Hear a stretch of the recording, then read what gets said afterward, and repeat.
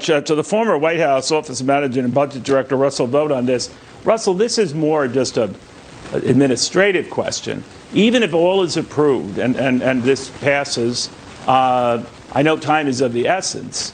It's a carve-out within a $1.5 trillion package. So how soon, realistically, could Ukraine hope to see that aid?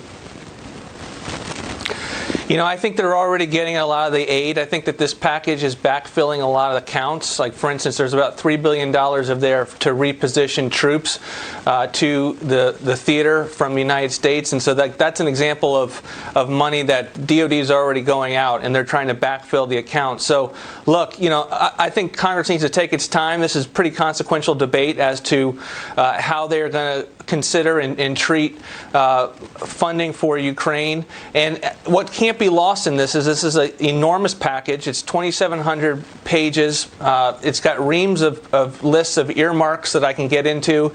And it's a 6% increase at the very least, and we're still running the numbers on that in a moment where we're facing 7% inflation. And so it's a reckless spending bill that shouldn't be passed in the dark of night. And then on top of that, Neil, they've concocted this rule that doesn't even give members an up or down vote on the entirety of the package. They have the non-defense portion and then the defense portion, and then they're just going to marry it up later on in the process. It's just dishonest, and it's one of the reasons why they're having a hard time passing the rule.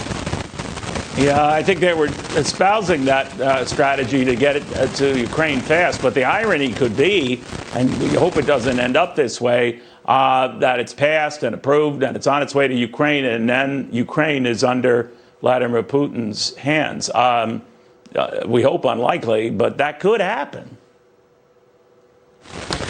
Well, again, I think this is a fairly consequential decision, and Congress is going to get a vote as to how much and whether to fund aid to Ukraine. And I think they need to take their time and not to let it be attached to a package that has $600,000 for a greenhouse in New York City, for $500,000 for a ski jump historic site in New Hampshire, for $2.5 million for new and improved mountain bike trails in Vermont, for $500,000 in Diversity Inclusion Institute at Ohio State University.